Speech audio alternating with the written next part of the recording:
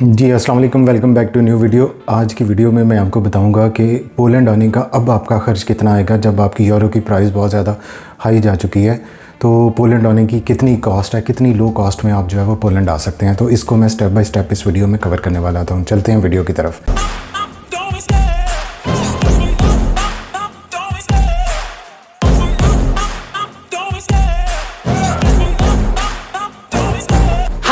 ठीक है, तो सबसे पहले ज़बरदस्त बात यह है कि पोलैंड में यूनिवर्सिटीज़ के एडमिशन्स जो हैं वो ओपन हो चुके हैं। सितंबर इनटेक 2023 पहले भी इस पे वीडियोस डाल चुका हूँ।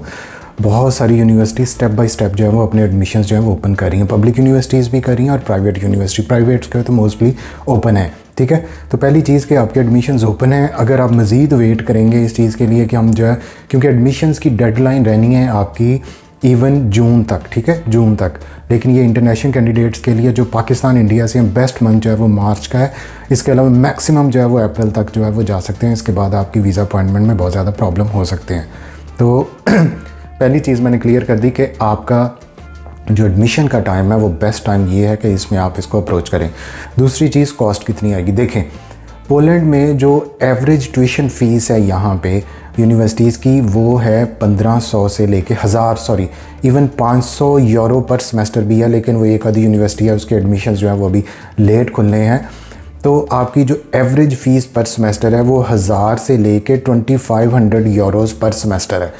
ये वो फ़ीस है। और अगर इसको एक साल की कर लें तो राउंड अबाउट जो मैक्सिमम आपकी फ़ीस बनती है 2 सेमेस्टर की फ़ीस पे करके ये 3600-3800 यूरो बनती है, जो टोटल एक साल की फ़ीस है। अब इसको अगर आप कंपैरिजन करें यूके से, बेल्जियम से या बाकी जो कंट्रीज़ हैं, वहाँ पे एक साल की फ़ीस जो है वो 15,000 पाउंड मिनिमम है, जो आजकल 2023-24 का इंटेक चल रहा है। तो इसको आप अंदाज़ा लगा लें कि कहाँ पे आपके 3800 यूरोज़ और कहाँ पे आपका 14,000 पाउंड्स। और पाउंड्स का वैसे ही ऑलरेडी जो है वो 25 से 30 रुपये का फ़र्क है हमेशा से यूरो का।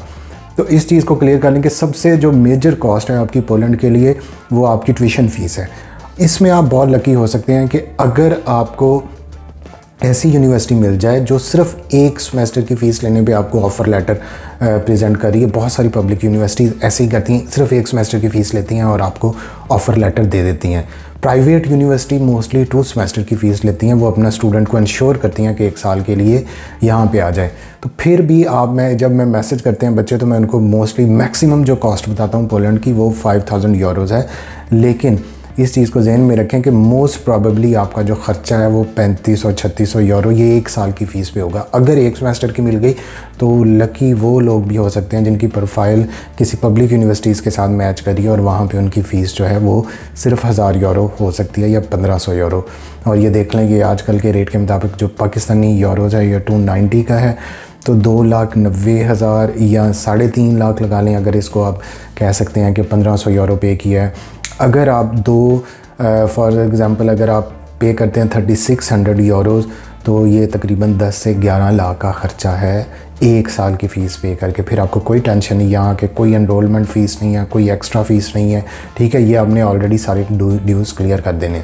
ठीक है, तो ये मेजर कॉस्ट है। पोलैंड में आइल्स की ज़रूरत नहीं है तो इसलिए उसकी कोई कॉस्ट नहीं। इंग्लिश प्रोफिशिएंसी लेटर पे आपका एडमिशन हो जाता है। हाँ, जो इंग्लिश प्रोग्राम्स के लिए बच्चे आ रहे हैं कि मैं मास्टर्स इंग्लिश में करना है या कुछ ऐसे प्रोग्राम्स हैं तो वहाँ पे डेफिनेटली उनको आइल्स की ज़रूरत होगी। 6.0 not less than 5.5 into each module. ठीक है, इन चीज़ों को अपने ज़हन नशीन कर लें। अब आपकी मेजर ट्यूशन फ़ीस की कॉस्ट हो गई। ठीक है, इसके अलावा आपकी जो है यहाँ पे अकोमोडेशन कॉस्ट मोस्टली यूनिवर्सिटीज़ खुद प्रोवाइड करती हैं। डॉर्मेट्रीज़ अगर ना हो तो बाहर आपको ईज़िली 200 यूरोज़ पर मंथ के हिसाब से जो है वो आपको घर मिल जाता है। ठीक है, एक रूम मिल जाता है स्टूडियो अपार्टमेंट जो 1000 ज़ुलाटे या 1100 ज़ुलाटे पर मंथ होता है, जो 200 यूरोज़ बनते हैं। तो ये आपकी फ़ीस है जो आपने अकोमोडेशन यहाँ पे लेनी है। ठीक है, तो इसको भी आप अंदाज़ा लगा लें कि 50,000 इसका रख लें या आप इसका 60,000 पाकिस्तानी लगा लें तो ये इतनी कॉस्ट आएगी आपकी एक मंथ की अकोमोडेशन की। यहाँ पे जॉब करेंगे, जॉब के साथ बेहतरीन अपॉर्चुनिटीज़ हैं। आप अपनी ईज़िली अपना जो लिविंग एक्सपेंस है वो मैनेज कर सकते हैं। यहाँ पे स्टूडेंट को 30 ज़ुलाटे पर आवर के हिसाब से अब रेट मिलता है। अब 30 zloty is equal to 6 euro something like that, 6.5। तो ये यूरोज़ पर आवर के हिसाब से मिलते हैं। 40 आवर्स पर वीक फुल टाइम अवेलेबल है स्टूडेंट को, कोई इसमें दिक्कत नहीं है कि आप कम काम करें या वीकेंड पे भी आप एक्स्ट्रा काम कर सकते हैं। फूड रेस्टोरेंट्स की जॉब्स हैं, डिलीवरी की जॉब्स हैं। इसके अलावा आपको कोई भी जो रेलिवेंट जहाँ पे इंग्लिश स्पीकिंग ऑफिसेज हैं वारसा में, जो आईटी की स्किल्स हैं आईटी वाले, उनको सॉफ्टवेयर हाउसेज में जॉब्स मिल सकती हैं। तो बेतहाशा स्टूडेंट्स के लिए ऑप्शंस हैं बड़े शहरों में। इनके बड़े छोटे शहर भी इनके जो है वो हमारे बड़े शहरों से ज़्यादा वहाँ पे फैसिलिटीज़ हैं, तो इस चीज़ को आपने घबराना नहीं है, ठीक है। वीज़ा फ़ीस आपकी 17,000 है, 17,000 या 18,000 है। हेल्थ इंश्योरेंस आपकी 16,000 है।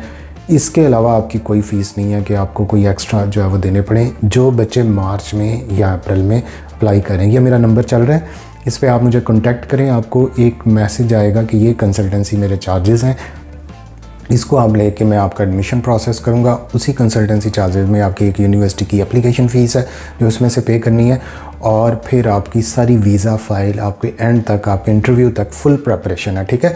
और इसमें कोई मिड में कोई एक्स्ट्रा पैसे नहीं है, कोई चार्जेस नहीं है कि सर ये हमें इस स्टेज पे आप हमें पैसे प्रोवाइड करें या इस तरह करें। और इंशाल्लाह सारे बच्चे जो है वो जाएंगे वीज़ा स्टेज तक, वीज़ा इंटरव्यू क्लियर करेंगे और यहाँ पे पहुँचेंगे। बहुत सारे पिछले बैच के भी बच्चे आ रहे हैं, तो उनके लिए भी वेलकम है मेरी तरफ से। तो इसलिए जो बच्चे भी इंटरेस्टेड हैं पोलैंड में, यूरोप में एंट्री के लिए, पोलैंड शेंजन जोन में 27 कंट्रीज़ आप जा सकते हैं। ड्यूरिंग वर्क आपको स्टडीज़ आपको वर्क अलाउ है, कोई रिस्ट्रिक्शन नहीं। जैसे ही आपकी स्टडीज़ ख़त्म होती है, आप कहीं पे जॉब कर रहे हैं, तो उसकी बेस पे आप जो है अपना रेजिडेंस कार्ड उसकी बेस पे भी आपका बन जाएगा। 5 ईयर्स यहाँ पे रह लें तो आपको जो है वो पीआर मिल जाती है, और पीआर के 2 साल के बाद आप पासपोर्ट के लिए एलिजिबल हैं। तो Poland one of the fastest country to give you residence based on your naturalisation, कि आप यहाँ पे स्टे करते हैं लॉन्ग टर्म, कोई शादी की ज़रूरत नहीं है, कोई यहाँ पे और कोई इलीगल वे से ठहरने की ज़रूरत नहीं है। लीगली यहाँ पे स्टे करें, अपने टैक्सेस दें, कोई मसला नहीं है पीआर के हवाले से। और जब पीआर मिल जाए तो यूरोप में कहीं पे भी जो है वो मूव कर सकते हैं, ठीक है। तो ये थी आज की शॉर्ट सी वीडियोस। 2 डेज़ के लिए मैं फ़्लाई कर रहा हूँ, मैंने एक और कंट्री जाना है, तो मैं आपके मैसेजेस के शायद रिप्लाई बैक नहीं कर सकूँगा। From Thursday you can contact me on this number. तो इंशाल्लाह आपको फर्दर उसी डेट से जो है वो आप फर्दर गाइडलाइंस मिलनी शुरू हो जाएंगी। Thank you so much.